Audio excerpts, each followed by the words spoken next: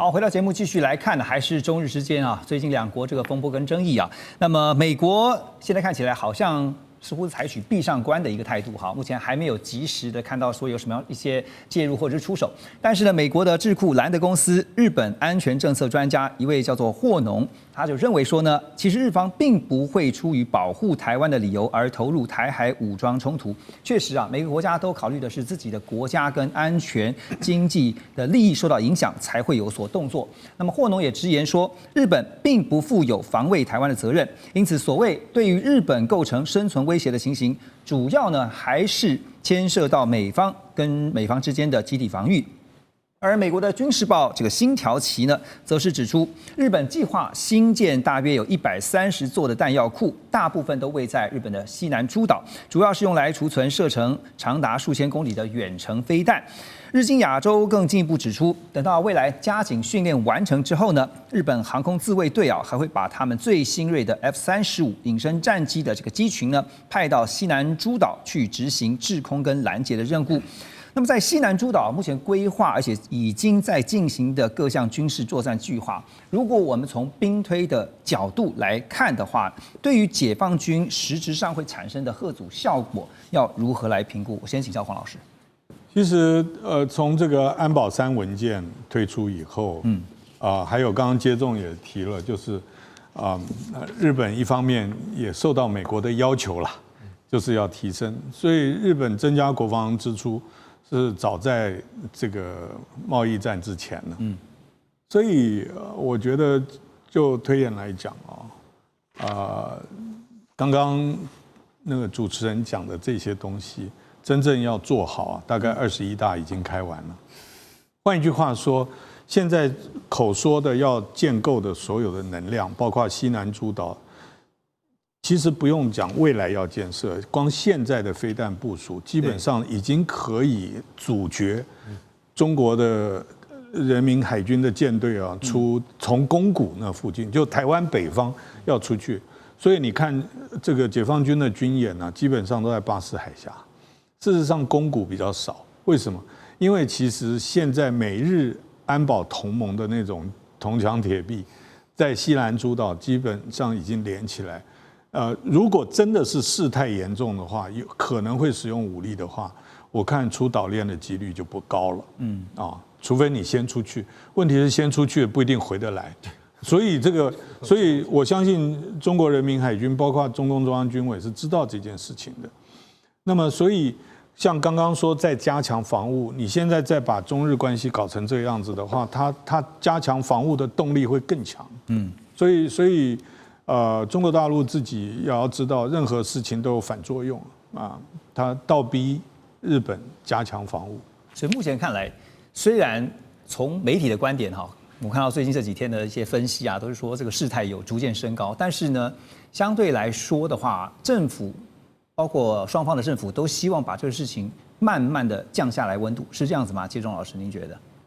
我觉得刚刚你也特别提到日本，我觉得日本当然开始采取一些行动，包括高市首相21号在官邸接受访问，可能是就把原本7号的拟打稿重新拿出来念一遍。这个方面，我觉得就代表日本确实可能感觉到事态有点严重，所以他必须要开始做些转换。但是我觉得对中国大陆来讲，他现在就是你必须要给我一个新的声明、新的论述，让他可以交代得过去。而且我现在中国大陆虽然在武力的升级上，采取的比较是感觉上比较克制，但我觉得随着时间的拉长，我有几个时间点也有点麻烦。第一个，12月13号。南京大屠杀的纪念日，因为特别是这几天，中国大陆又有人挖出来说，高市首相在很早以前曾经针对南京大屠杀的，比如说遇害民众的数量提出一些这些质疑。那在这个时间点上，变成是说，到了这天的时候，如果这个事情还没有结束，那北京方面是不是必须要做一些动作？而且接下来大家会看到是高市会不会去参拜靖国神社？因为现在安倍是2013年12月26号。突然之间跑去参拜靖国神社，那如果在这个时间点上，高市还去参拜靖国神社，那我觉得北京可能会被迫要采取比较大的动作。李总老师，那我请教，如果这个情势最后突然就急转直上，突然升高的话，小规模的区域冲突有可能会发生吗？我觉得还不会，但是接下来就是一个比较针对性的大规模的一个演习。我觉得北京现在在看的就是说，他不想要这么快的先推出一个针对性的演习。主要的因素也是还是考虑到华府的态度，特别是我们知道现在北京跟华府之间在谈明年4月的国事访问，对，那你如果太早把这个局势弄得非常的紧张，甚至于导致可能中共跟日本军事冲突或发生军事意外，那基于美日安保，美国必须卷入，所以我觉得中国到现在的做法是，我先不去动这种计划那种非针对性的。计划性的大规模军演，然后这个方面就是，如果你日本真的在出现进一步的行动，或者是说刺激北京的时候，比如说他真的又去这个靖国神社的话，那这个时候北京就可以把我升高局势的责任转嫁给东京，那这个时候他对于华府那边也就比较能够讲得过去，而且当这个状况出现的时候，我觉得北京的做法会是。我适度的升高军事紧张关系，但是呢，如果这个责任可以相当程度转嫁给东京的话，对，他可能最后会诱使美方出面要求，因为美方可能为了避免卷入跟中国的军事冲突，反而美国会出面要求日本必须赶快让步。像2014年那个钓鱼台国有化的争议，之所以后来能落幕，最主要就是安倍跟奥巴马应该是在荷兰，曾经举行过一个密谈，那个密谈只有他们2个人加上翻译。然后在这个密谈结束之后，日本就马上派这个特使到北京去谈如何收尾。对，所以在当时的状况就是，奥巴马政府担心，如果双方在东海的这种状况继续下去，万一擦枪走火，美国会被迫卷入。那美国为了避免及早从危机中脱身，他可能会反过来要求东京，你必须做出让步。是，特别是第一个，你在讲这个话之前，可能没有先跟华府讲；第二个。如果你真的在这个时间点上又去靖国神社，那我觉得华府也会认为东京方面可能必须要拿出更多的行动来让局势降温。对，所以现在有一个看法是说，美方就让这个子弹先飞一会儿让这个事情看看接下来怎么样，然后高市接下来的做法会是什么。那有一张高市的这个照片给大家看一下，很特别这个高市去见东京都知事小池百合子的时候，媒体就拍下一张照片，然后说首相的鞠躬向这个小池百合子鞠躬说那讲的是什么呢？就是高市他是一个他可以把态度放到很软的，但是呢，当他硬起来的时候呢，也可以非常的硬所以接下来我想请教明老师，怎么看这件事情发生以后未来中日关系的一个变化？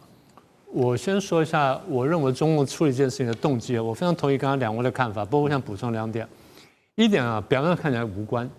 11月初的时候呢，我们副总统肖美琴到欧洲去做了演讲，然后接着蔡英文去做了演讲。中共认为说，怎么你们跟欧洲关系突破了？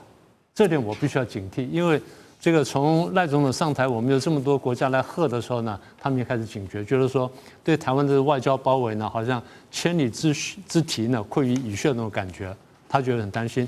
现在我们到欧洲去演讲了，这个对人来说是一个警讯，这第一点。第二点，大家不要忘记了，中国大陆刚刚不是讲说内部有很多问题嘛，所以内部问题呢，一方面是压力，二方面它要转移的，它要转移的内部问题的。我知道我经济很差，我知道我失业很严重，我知道我整了这个很多文武官员，包括最近整了9名上将等等，大家心里是不满的，所以我必须要转移注意力。怎么转移注意力呢？最好就是打日本或打台湾嘛，对不对？所以这个是一个来的恰是时候。所以后来有一次人家问我说，其实某种意义来说呢，这个问题呢，习近平是高市的言论的受益者，因为他可以转移话题。我不是说他这个人可以完全转过去。但至少可以大家把这段时间的不满呢转到对外的问题上呢，这样可以轻很多。这第一点。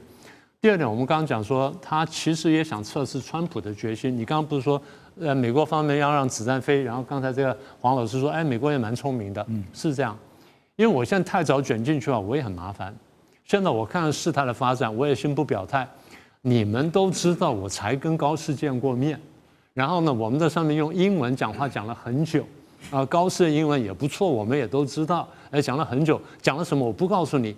但是呢，有点像什么？有点像是我们有点秘密协定，但这个秘密协定，川普会担心说，你高市是不是把我们的秘密协定走得远了一点点？所以我看一下，过分解读了一点。对你过分解读了，我知道了，我讲说啊，你要的我什么都给你，你真的都会给吗？不会的啦，这叫空白支票，这东西是不能给的啦。他只是这样讲。当然，所以我刚刚讲说，中共方面想干什么？我想测试一下川普，你到底想帮他帮到什么地步？啊？那对中国来说，还有第3点担心，就是我怕骨牌效应。如果这件事情我不狠狠干一下的话，大家都来的话，那我受不了的，这个不行的。所以你说展望呢？我想刚才我很同意建中兄这种看法哈。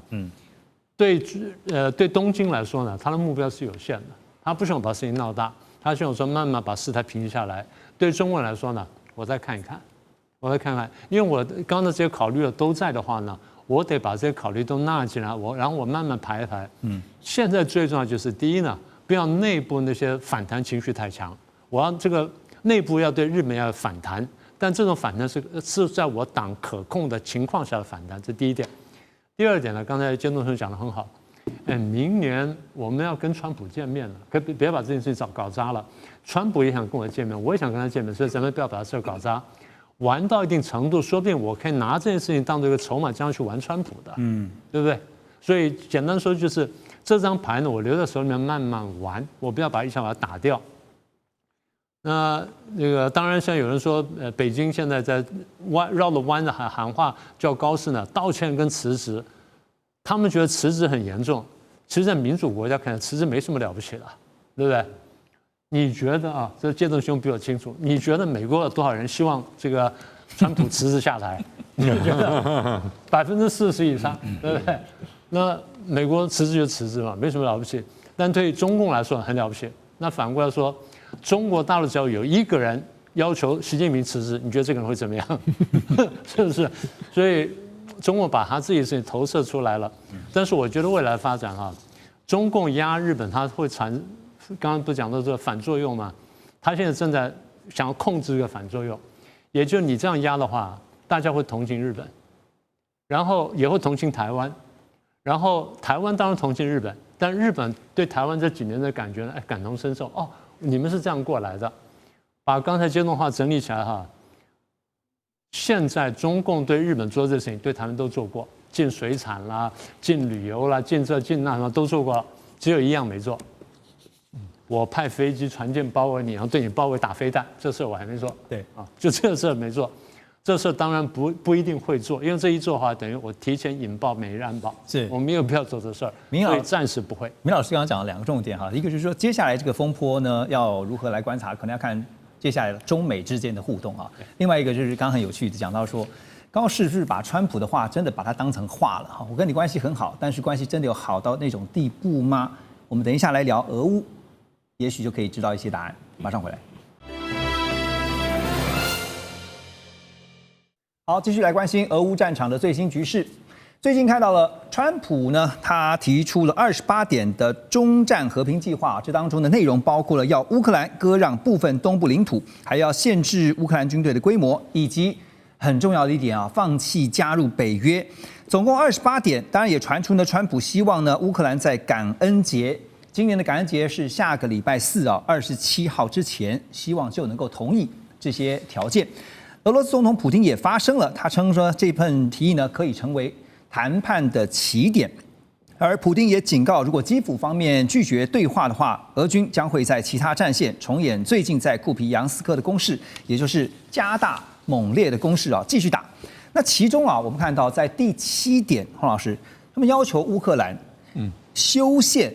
承诺永不加入北约啊，我们就想到了，在战争发生前，就是因为乌克兰要加入北约，才引发了这个俄罗斯称是特别军事行动，演变成到现在为止都还没停止的俄乌战争哈。所以，第一个，乌克兰怎么可能会答应呢？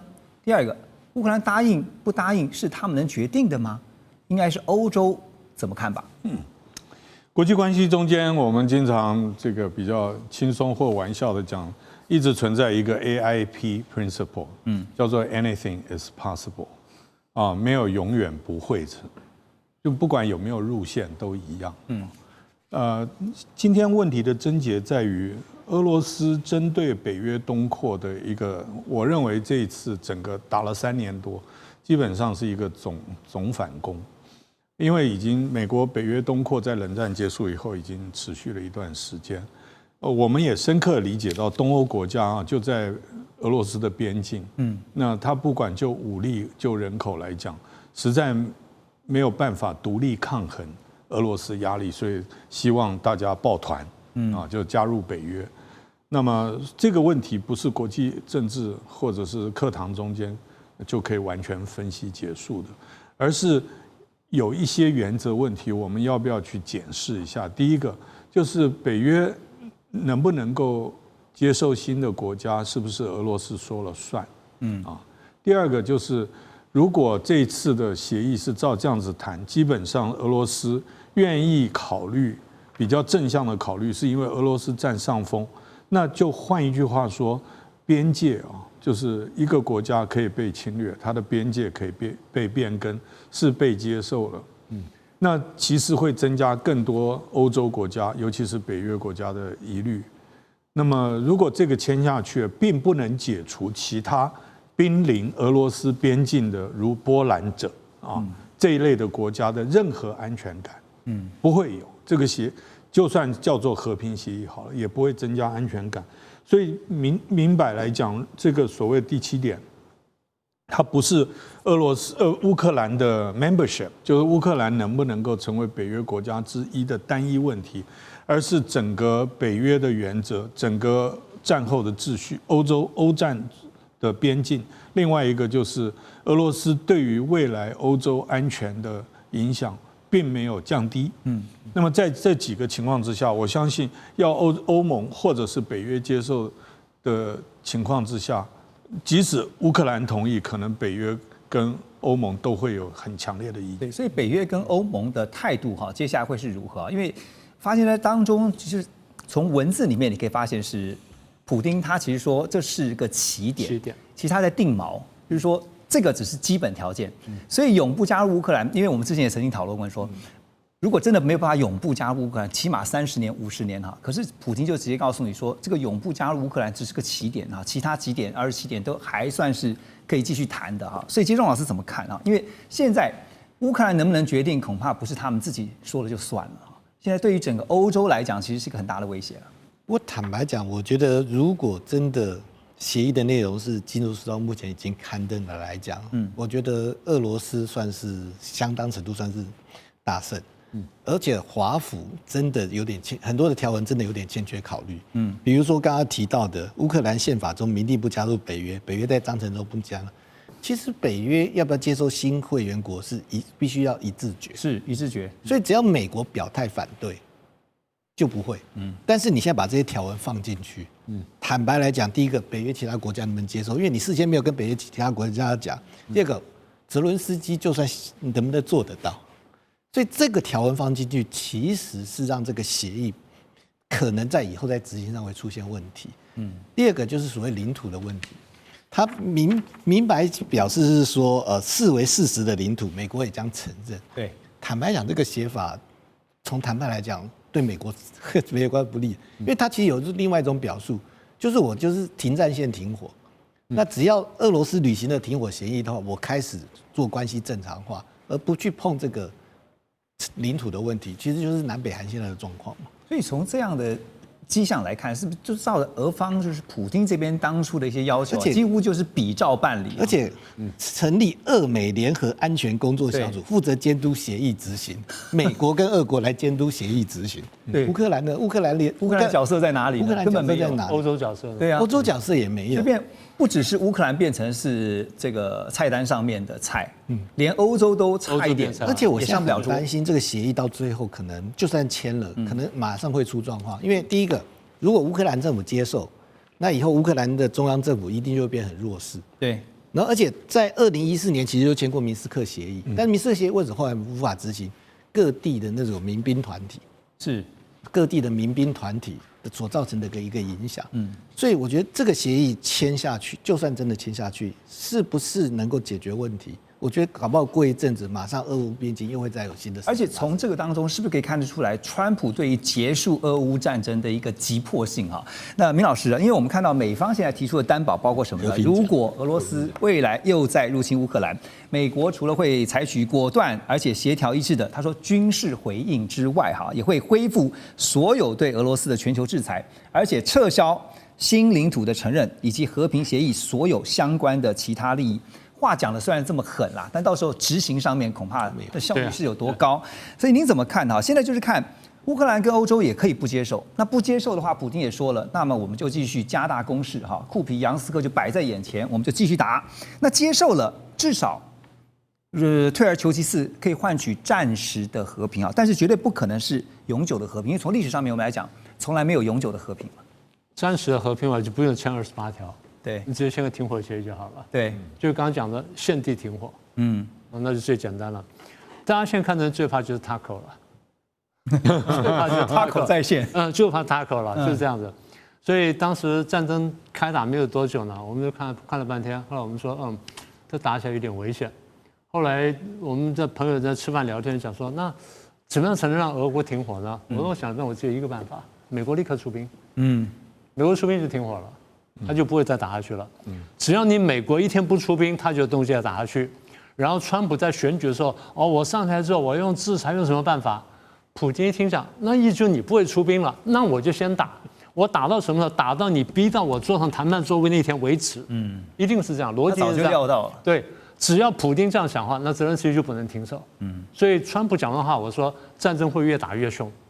当时我立刻反应就是如此，因为我们读国际关系读久之后，这会。bluffing 谁都会，那问题就是你看最后那个牌你下不下得了，然后最后你的筹码是不是下得够大？我当然明白川普的动机，川普第一他想博得美名，我又停止了第9场战争，第10场战争。第二呢，他真的认为乌克兰虽然重要，但台湾可能更重要，所以他真的想把注意力移到台湾这边来。但是你这种移法让大家觉得说，那到时候你会不会过来啊？你有没有丢成这样的？那我怀疑你是正常的，所以川普这样做反而增加了他以美论的强度，我觉得是不好的。所以后来到了大概去年前年的时候，当时川普不是在讲说，我当选是怎么样，然后上台就是说我怎么可以结束战争？我说24小时、48小时、72小时能结束战争，这个看你拿什么东西出来。你只要不出兵，那个战争呢大概不会这么快停下来。那现在果然如此。我认为最后的判断在哪里？就刚刚各位讲的，如果欧洲不同意的话呢，那这个事情很难谈成。大家现在都说北约东扩是造成这样，你把历史拉长看，是东欧西逃，不是北约东扩，对不对？东欧被打了400年，现在好不容易碰到俄国一衰弱，大家就四散奔逃，逃出去就像刚刚建正兄讲的，逃出去怎么办呢？你看我那怎么抱团吧？那就抱到哪里？就抱进北约嘛，这是唯一合理的选项嘛。那北约是不是真的都会第5条真的发挥作用呢？不一定，但有总比没有好，所以先进来。所以现在虽然有北约，英德成立的安全同盟啊，对不对？英德前几个月才成立安全同盟，你有北约，为什么英德成立安全同盟？英德都觉得北约不能保护他嘛。